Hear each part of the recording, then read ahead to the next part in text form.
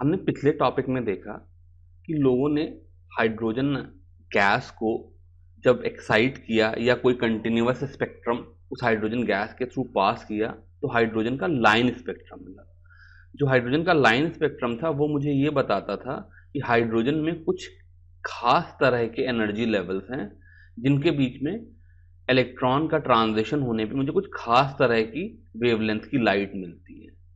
ये जो सारा कंसेप्ट था उसको यूज करके बोर ने अपना बोर मॉडल ऑफ एटम दिया। तो इसको समझने की कोशिश करते हैं।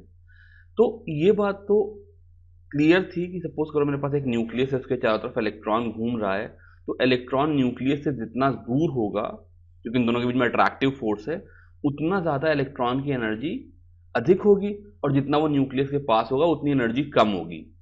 अब क्योंकि हाइड्रोजन के स्पेक्ट्रम में खाली कुछ गिनी चुनी लाइनें थी, इसका मतलब जो हाइड्रोजन एटम है उसमें इलेक्ट्रॉन इस तरीके से घूम रहा है कि वहां पर खाली कुछ स्पेसिफिक एनर्जी लेवल्स ही अलाउड है।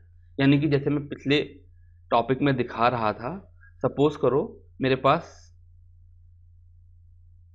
ये न्यूक्लियस है और इसके पास पहला लेवल ये है, तो दूसरा जो लेवल होगा ये इससे थोड़ी दूरी पर होगा, क्योंकि इन दोनों के बीच का एनर्जी डिफरेंस कोई फाइनाइट है और फिक्स्ड है। अभी सेम लाइनें मिल रही थी। इसका मतलब बोर ने जो पहली बात कही वो ये कही कि the electron in the hydrogen atom can move in the path of fixed radius called orbit. इस तरीके के फिक्स्ड रेडियस के पाथ में ही इलेक्ट्रॉन मूव करते हैं। जैसा हमने रदरफोर्ड वाले मॉडल में देखा था कि ये इलेक्ट्रॉन जो हैं ये स्पाइरल करके आकर के न्यूक्लियस में गिर जाएंगे।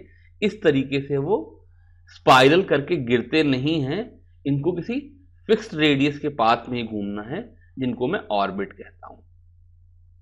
अब ये जो ऑर्बिट है, इन ऑर्बिट्स की खास बात क्या है कि खाली वही ऑर्बिट्स अलाउड हैं जहां पर एंगुलर मोमेंटम, अब एंगुलर मोमेंटम एक चीज ऐसी है जो हम लोग 11th क्लास की फिजिक्स में सीखेंगे। अभी हम लोग वो बहुत अच्छे से नहीं जानते, पर फिर भी मैं यहां पर समझाने की कोशिश करता हूं। एंगुलर मोमेंटम का मतलब है mvr। तो m मतलब मास ऑफ इलेक्ट्रॉन, ये तो पता ही है, v मतलब वेलोसिटी ऑफ इलेक्ट्रॉन और r मतलब रेडियस। तो अगर मान लो ये इलेक्ट्रॉन है जिसका ये रेडियस है और अगर ये इस तरीके से मूव कर रहा है तो ये वेलोसिटी है, तो जो भी रेडियस की वैल्यू इनटू वेलोसिटी की वैल्यू, इन दोनों को मल्टीप्लाई करके उससे मास को मल्टीप्लाई कर दें, तो खाली वही ऑर्बिट्स अलाउड हैं जहां पे mvr की वैल्यू nh/2 है। यानी कि वो ऑर्बिट अलाउड होंगे जहां पे mvr की वैल्यू h/2 हो, या जहां पर mvr की वैल्यू 2h/2 हो, या जहां पे mvr की वैल्यू 3h/2 हो। इसका मतलब एंगुलर मोमेंटम जो है वो h/2 का इंटीग्रल मल्टीपल है, जहां पर h, मैं फिर से याद दिला दूं, हमारा प्लैंक्स कांस्टेंट है जिसकी वैल्यू 6.6 इंटू 10⁻⁻34 होती। हमने भी E = h न्यू पढ़ा था ना, एनर्जी ऑफ फोटोन, ये वही वाला h है। अब अगर ये फिक्स्ड ऑर्बिट में घूमते रहें तो इनकी एनर्जी कांस्टेंट रहेगी, और ऐसे प्रोसेस में जो इलेक्ट्रॉन होंगे वो ना एनर्जी लूज करेंगे ना गेन करेंगे। ज्यादातर एटम जो हम लोग अपने चारों तरफ देखते हैं उनके इलेक्ट्रॉन इसी तरीके से घूमते रहते हैं, इसीलिए इलेक्ट्रॉन एनर्जी लूज नहीं करते। जैसा हम लोगों ने रदरफोर्ड मॉडल के ड्रॉबैक में पढ़ा था कि इलेक्ट्रॉन को धीरे धीरे करके अपनी एनर्जी लूज कर देनी चाहिए और न्यूक्लियस में गिर जाना चाहिए। तो ये जो इलेक्ट्रॉन है जब तक अपने फिक्स्ड ऑर्बिट में घूमते रहते हैं तब तक ये एनर्जी लूज नहीं करते, और इसलिए ये स्टेबल बने रहते हैं। अब कभी कभी ये एनर्जी लूज या गेन कर सकते हैं। तो इन्होंने बताया electron change orbit when energy is absorbed और एमिटेड। यानी कि सपोज करो मेरे पास ये पहले वाले लेवल में एक इलेक्ट्रॉन है और इसको मैं थोड़ी एनर्जी दे दूं तो ये दूसरे लेवल में चला जाएगा, तो एनर्जी एब्जॉर्ब करके अपना ऑर्बिट 1 से 2 में चला जाएगा, या सपोज करो 2 से वापस 1 में आए तो इस प्रोसेस में एनर्जी एमिट कर देगा। यही जो एमिटेड या एब्जॉर्ब एनर्जी थी वो पीछे हाइड्रोजन स्पेक्ट्रम में एब्जॉर्प्शन स्पेक्ट्रम या एमिशन स्पेक्ट्रम का कारण बनी। तो इलेक्ट्रॉन जब एक ऑर्बिट से दूसरे ऑर्बिट में जाएंगे तो वो एनर्जी एब्जॉर्ब करेंगे या एमिट करेंगे। जब भी न्यूक्लियस के पास से दूर जाएंगे तो एनर्जी एब्जॉर्ब करेंगे, जब भी न्यूक्लियस के दूर से न्यूक्लियस के पास आएंगे एनर्जी कम हुई तो एनर्जी एमिट करेंगे। और लास्ट पॉइंट था frequency of the photon depends on the energy change. तो ये बात मैंने पीछे भी तुमको बताई थी कि सपोज करो मेरे पास इस लेवल की एनर्जी E2 है और इस लेवल की एनर्जी E1 है, तो जब वो 2 से 1 में ट्रांसफॉर्मेशन करेगा तो जो एनर्जी रिलीज होगी उसकी वैल्यू E2 माइनस E1 होगी। ये एनर्जी किस फॉर्म में रिलीज करेगा? ये एनर्जी फोटोन के फॉर्म में रिलीज करेगा। तो इस चीज की वैल्यू h न्यू होगी और यहां से frequency will be equal to delta E by H, जो भी इन दोनों एनर्जी लेवल्स के बीच का डिफरेंस है, दैट अपॉन प्लैंक्स कांस्टेंट, ये फ्रीक्वेंसी की वैल्यू होगी। ये बेसिक हाइपोथेसिस थी प्लैंक की। इस पूरी हाइपोथेसिस को अगर मैं बिल्कुल इसका क्रक्स निकालना चाहूं तो इस मॉडल में आकर के बोर ने रदरफोर्ड से अलग क्या बात बताई? रदरफोर्ड ने कहा कि जो इलेक्ट्रॉन है वो न्यूक्लियस के चारों तरफ घूमते हैं। बोर ने बताया कि ऐसा नहीं है कि कहीं भी घूमते हैं, खाली कुछ फिक्स्ड ऑर्बिट्स हैं उन्हीं में घूम सकते हैं। और उन फिक्स ऑर्बिट्स की खास बात क्या होगी कि वहां पर angular momentum mvr is equal to nh upon 2 pi होगा। अब अगर मान लो मेरे पास mvr is equal to nh upon 2 pi है तो यहां से मुझे मास ऑफ इलेक्ट्रॉन तो कांस्टेंट ही है, तो यहां से मुझे v और r में एक इक्वेशन मिल गई। और अगर मैं फोर्स बैलेंस इक्वेशन लगाऊं, जो कि हम 12th क्लास में आकर के फिजिक्स में पढ़ेंगे, बिकॉज हम लोगों को बहुत अच्छे से अभी फोर्सेस का कंसेप्ट क्लियर नहीं है, वो हम लोग पैरेलली फिजिक्स में 11th क्लास में पढ़ रहे हैं। तो अगर मैं फोर्स बैलेंस इक्वेशन लगाऊं तो वहां से मुझे वेलोसिटी और रेडियस में एक और इक्वेशन मिल जाएगी, दूसरी इक्वेशन मिल जाएगी। इन दोनों इक्वेशन को सॉल्व करके मैं वेलोसिटी और रेडियस निकाल लेता हूं। तो वेलोसिटी आ गई, रेडियस निकल गई, तो उससे एनर्जी निकल जाती है और सारी कैलकुलेशन हो जाती है। फिलहाल क्लास 11th की केमिस्ट्री के पॉइंट ऑफ व्यू से ये सारी कैलकुलेशन जो हैं ये डिफिकल्ट हैं, कॉम्प्लिकेटेड हैं, तो वो हम लोग केमिस्ट्री में नहीं पढ़ेंगे। लेकिन बोर ने इस इंफॉर्मेशन को यूज करके कुछ कैलकुलेशन करी। फॉर द टाइम बिंग वो कैलकुलेशन भूल जाओ और उन कैलकुलेशन को यूज करके उसके जो रिजल्ट आए उनको एक एक करके समझने की कोशिश करते हैं। तो पहला पॉइंट ये था कि the stationary states of electron in the hydrogen atom are numbered by n is equal to 1, 2, 3, where n is called principal quantum number। तो जैसा मैंने पीछे बनाया था वैसे ही अगर फिर से बना दूं तो ये एक न्यूक्लियस है, इसके चारों तरफ या तो इलेक्ट्रॉन पास घूम रहा है, एक पूरा सर्कल में आधा जानबूझ के बना रहा हूं, या उससे दूर घूम रहा है या उससे दूर घूम रहा है। तो वो जो एनर्जी स्टेट्स या वो जो ऑर्बिट्स जो इलेक्ट्रॉन के लिए अलाउड हैं, जिनके लिए mvr is equal to nh upon 2 pi है, उनको मैं स्टेशनरी स्टेट्स कहता हूं। स्टेशनरी स्टेट इसलिए क्योंकि उस एक ऑर्बिट में इलेक्ट्रॉन बहुत दूर देर तक घूमता रह सकता है। जैसा रदरफोर्ड मॉडल के ड्रॉबैक में हमने पढ़ा था कि उसको स्पाइरल आउट करके नीचे गिर जाना चाहिए न्यूक्लियस में, वैसा नहीं करता है, इसलिए इनको मैं स्टेशनरी स्टेट कहता हूं। जो न्यूक्लियस के सबसे पास वाली स्टेट है इसको मैं n इज इक्वल टू 1 से डिनोट करता हूं, उसके दूर वाले को n इज इक्वल टू 2 से, उससे दूर वाले को n इज इक्वल टू 3 से, ऐसे n is equal to 4, 5, 6 up to infinity अलग अलग स्टेट्स होंगी। यहां पर जो नंबर n है इसको मैं प्रिंसिपल क्वांटम नंबर कहता हूं, बिकॉज ये जो नंबर है ये बेसिकली इलेक्ट्रॉन की एनर्जी डिफाइन करता है। क्वांटम नंबर्स क्या होते हैं अभी हम थोड़ा रुक करके पढ़ेंगे और बहुत अच्छे से पढ़ेंगे, तो you will get to know about it. लेकिन फिलहाल अभी हम ये समझ लेंगे, इसको प्रिंसिपल क्वांटम नंबर कहते हैं। दूसरी बात इन्होंने उसी कैलकुलेशन से निकाली जो हम लोग कर नहीं रहे हैं, कि the radii of stationary states are expressed as Rn is equal to n square by a naught. यानी कि अगर मान लो मैं ये जो सबसे छोटा वाला रेडियस है पहले वाले ऑर्बिट का, इसका रेडियस सपोज करो, मैं यहाँ रेडियस लिख रहा हूं, सपोज करो इसका रेडियस a नॉट है पहले वाले का, तो जो दूसरे वाले का रेडियस होगा वो n स्क्वायर a नॉट हो जाएगा, यानी कि 2 का स्क्वायर इंटू a नॉट, तो ये 4a नॉट हो जाएगा। तीसरे वाले का रेडियस जो हो जाएगा वो 3 स्क्वायर इंटू ए नॉट हो जाएगा, यानी कि 9 ए नॉट हो जाएगा। इस तरीके से अलग अलग स्टेट के रेडियस भी कैलकुलेट करके दे दिए। The energy of the stationary states are expressed by En is equal to minus R H upon 1 by n square. अब अगर मैं एनर्जी देखूं तो अगर मान लो जो मेरे ग्राउंड स्टेट है इसकी एनर्जी माइनस आर एच है, अगर इसकी एनर्जी माइनस आर एच है तो जो अगली स्टेट होगी इसकी energy minus R H by 4 होगी, और उसके अगले वाली एनर्जी की value minus R H by 9 होगी, because energy minus R H by n square है। यहां पर फिलहाल हम लोग कैलकुलेशन नहीं कर सकते हैं, पर ये जो वेरिएबल ए नॉट है इसकी वैल्यू अप्रॉक्सीमेटली 0.529 एंगस्ट्रॉम आती है।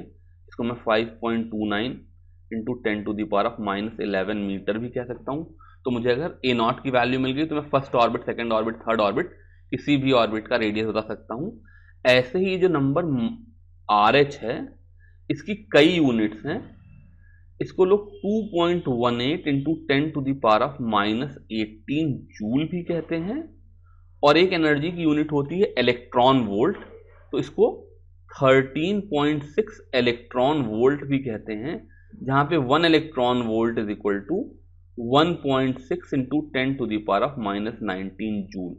तो चूंकि इलेक्ट्रॉन्स की एनर्जी काफी छोटी होती है, 2.18 into 10 to the power of -18 काफी छोटा नंबर है, इसलिए उसको हम इलेक्ट्रॉन वोल्ट में एक्सप्रेस करते हैं, जो कि एक छोटी यूनिट है। और इसी 2.18 into 10 to the power of -18 joule को मैं अगर इलेक्ट्रॉन वोल्ट में कन्वर्ट करूँ तो 13.6 इलेक्ट्रॉन वोल्ट आ जाती है। तो अब यहाँ से हम लोग बेसिक कैलकुलेशन कर सकते हैं। जैसे कोई पूछे कि भाई रेडियस ऑफ थर्ड ऑर्बिट कितना है, तो मैं कहूँगा ये है 5.29 into 10 to the power of -11 into 3 का स्क्वायर, इतने मीटर। अब कैलकुलेट करके आ जाएगा। कोई मुझसे पूछे एनर्जी ऑफ सेकेंड ऑर्बिटल कितनी है जूल में, अगर मुझे बताना हो तो मैं बोलूंगा माइनस आर एच की वैल्यू हो गई 2.18 into 10 to the power of -18 joule, और अपॉन E2 है इसलिए अपॉन एन स्क्वायर की वजह से अपॉन 4। या कोई मुझसे पूछे कि what is energy of fourth state in electron volt, तो मैं बोलूंगा -13.6 अपॉन 4 का स्क्वायर यानी कि 16, और कैलकुलेट करके वैल्यूज बता दूंगा। अगला पॉइंट है Bohr's model is applicable to similar single electron systems like helium plus और Li2 प्लस। तो बोर ने अपना जो मॉडल डेवलप किया ये हाइड्रोजन जैसे एटम्स के लिए डेवलप किया, जहां पर अगर मैं देखूं तो न्यूक्लियस में एक प्रोटॉन है और बाहर एक इलेक्ट्रॉन है। अब मैं एक नया टर्म कॉइन करता हूं, हाइड्रोजन लाइक एटम। जैसे किसी ने कहा हीलियम प्लस, तो यहां पर 2 प्रोटॉन है और बाहर एक इलेक्ट्रॉन है। या लिथियम 2 प्लस, इसमें यहां पर 3 प्रोटॉन है और बाहर एक इलेक्ट्रॉन है।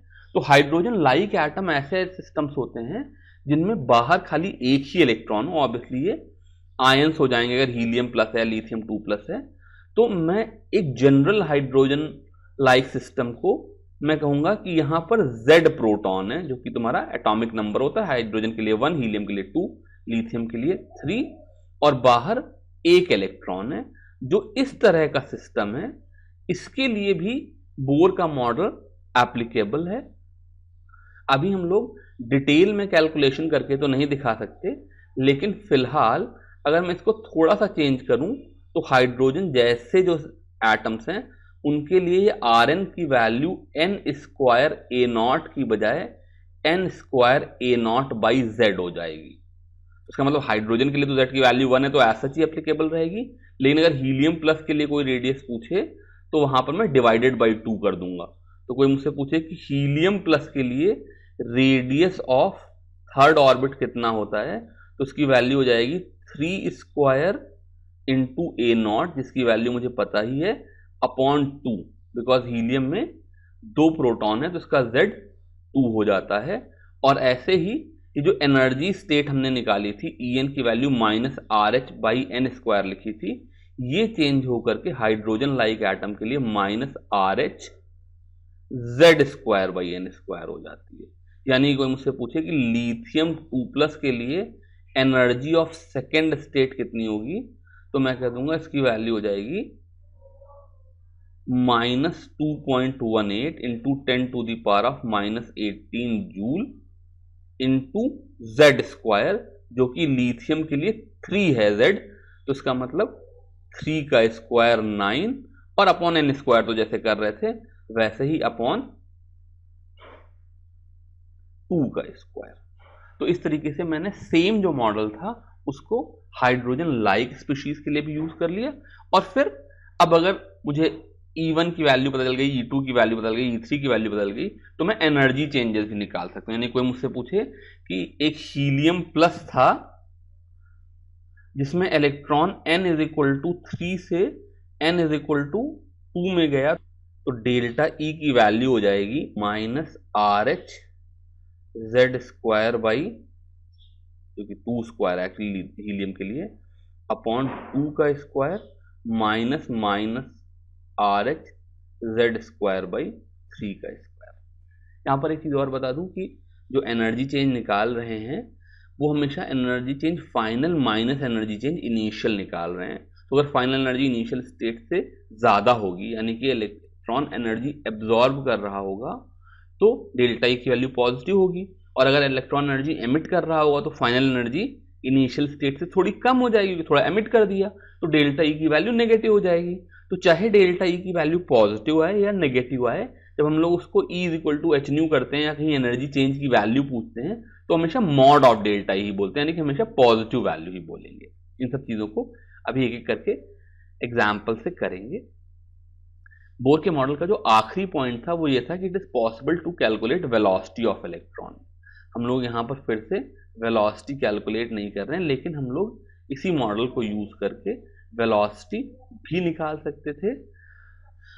एनसीईआरटी में दिया नहीं है, लेकिन फिर भी अगर आप जानना चाहें, because in any case 12th में आकर के आप फिजिक्स में जानेंगे ही, अभी हम लोग फिलहाल इसको कहीं पर यूज नहीं करेंगे, तो जो वेलोसिटी होती थी उसकी वैल्यू V0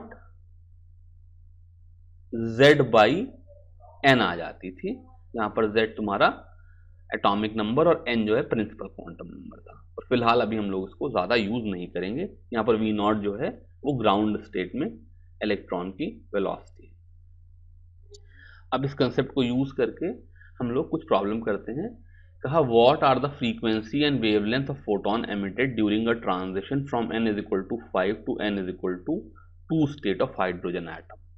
तो जो मेरा हाइड्रोजन एटम है इसको मैं इस तरीके से 1 2 3 4 5 करके दिखाता हूँ, पर कई बार बुक में इसको ऐसे भी दिखा देते हैं कि ग्राउंड लेवल n=1 है, फिर इसके ऊपर n=2 है, फिर n=3 है, फिर n=4 है, और सबसे ऊपर n=5 है। तो एनर्जी वैल्यू दिखा रहे हैं। तो ये इलेक्ट्रॉन यहां से जंप करके यहां आया, जो यहां पर इसकी एनर्जी थी उसकी वैल्यू थी -RH/5 स्क्वायर। हाइड्रोजन एटम है इसलिए Z की वैल्यू 1 हो गई, तो Z वाला फैक्टर आया नहीं, तो खाली -RH/n स्क्वायर की वजह से -RH/5 स्क्वायर आया। और यहां पर जो इसकी एनर्जी थी वो थी -RH/2 स्क्वायर। इसका मतलब डेल्टा E की वैल्यू कितनी हो गई, -RH1/2 स्क्वायर -1/5 स्क्वायर है। एलसीएम ले लूं तो ये आ जाएगा -RH इंटू यहाँ पर 4 है और यहाँ पर 25 है, तो 4 और 25 का एलसीएम हो गया 100। यहाँ पे आ गया 25 - 4, तो ये हो जाएगा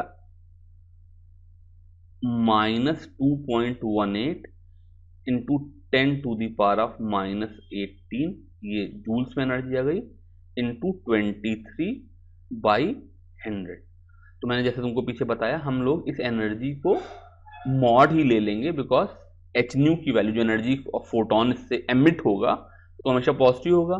तो यहां से मेरी वैल्यू आ गई H nu is equal to, ये जो भी नंबर है 2.18 इंटू 10⁻⁻18 इंटू 23/100। मैं यहाँ पे सॉल्व नहीं कर रहा हूँ, h की वैल्यू 6.6 इंटू 10⁻34 डालो और कैलकुलेट करके फ्रीक्वेंसी निकाल लो।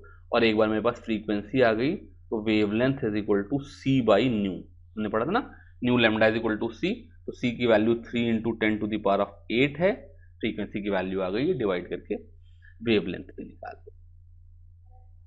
अभी अगला एग्जाम्पल जो है ये हाइड्रोजन लाइक स्पीशीज के लिए है, तो यहाँ पर उन्होंने हाइड्रोजन के बजाय मुझे हीलियम प्लस दे दिया और कह रहे हैं calculate the energy associated with the first orbit of helium plus, what is the radius of this orbit. तो मैंने एनर्जी का फॉर्मूला जो पीछे लिखा था वो लिखा था En is equal to minus R H, वैसे तो आप minus R H by n square होता था, यहाँ पर minus R H Z square by n square होता था।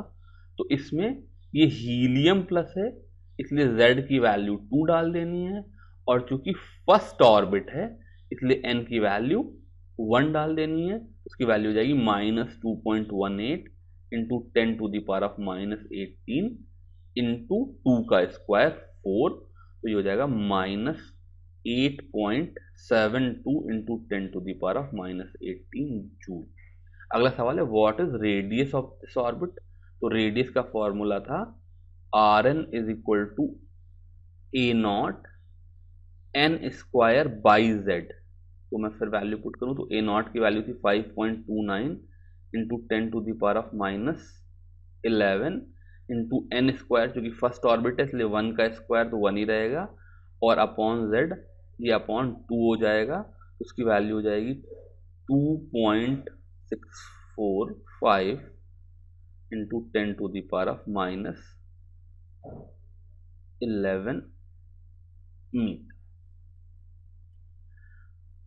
अभी जो बोर का मॉडल था ये अपने आप में रदरफोर्ड के कंपैरिजन में देखें तो काफ़ी सक्सेसफुल मॉडल था, बिकॉज हम लोगों ने इलेक्ट्रॉन किस तरीके से हाइड्रोजन में डिस्ट्रीब्यूटेड हैं वो काफ़ी अच्छे से समझ लिया, लेकिन इसकी भी कुछ लिमिटेशंस थी।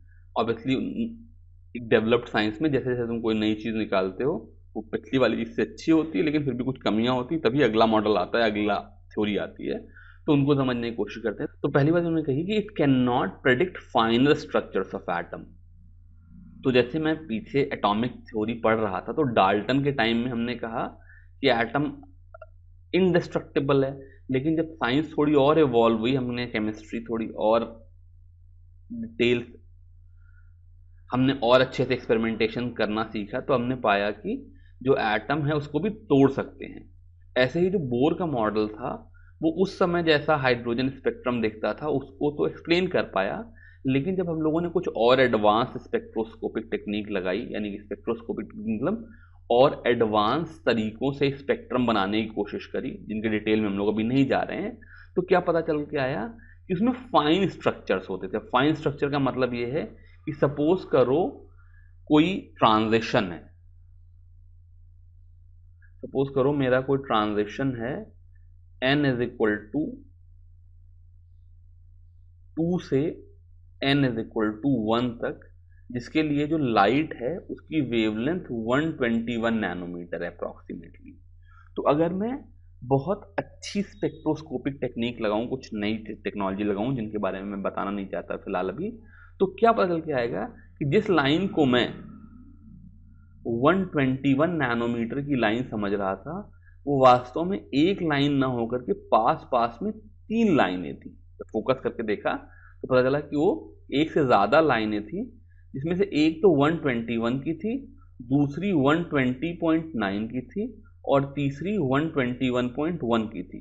अब अगर इस तरह की अलग अलग लाइनें हैं तो इसका मतलब वहाँ पर कुछ अलग अलग एनर्जी स्टेट्स हैं। ये डिफरेंस क्यों आया, ये बात बोर मॉडल नहीं एक्सप्लेन कर पाया, आगे के जो मॉडल है वो एक्सप्लेन करेंगे। दूसरी बात है it fail to explain multi electron systems. तो जैसा मैंने पीछे बताया कि हाइड्रोजन के बारे में एप्लीकेबल था, ये हाइड्रोजन लाइक स्पीशीज के बारे में एप्लीकेबल था, जहां पर मैं न्यूक्लियस को एक पॉइंट चार्ज ले लेता था और इलेक्ट्रॉन को दूसरा चार्ज ले लेता था, सारे कैलकुलेशन कर लेता था। लेकिन जब एक से ज़्यादा इलेक्ट्रॉन हो जाएंगे तो इलेक्ट्रॉन का रिपल्शन भी पिक्चर में आ जाएगा, और उस तरह के केस में कैसा मॉडल बनेगा ये बोर का ये मॉडल नहीं एक्सप्लेन कर पाया। और तीसरी बात ये थी कि अगर मान लो जो ये बोर का मॉडल है तो मैं समझ लूँ जैसा भी है, तो फिर ये हाइड्रोजन, दो हाइड्रोजन मिलकर के हाइड्रोजन का मॉलिक्यूल क्यों बना लेता है, हाइड्रोजन और ऑक्सीजन मिलकर के वाटर क्यों बना लेते हैं, ये जो एटम्स की टेंडेंसी है मिल करके मॉलिक्यूल बनाने की, ये जो बात है ये बोर मॉडल से एक्सप्लेन नहीं की जा सकती थी। तो इन तीन वजहों की वजह से फिर हम लोगों ने और स्टडी किया और बेटर मॉडल निकाले, जिनको आगे चल करके पढ़ेंगे।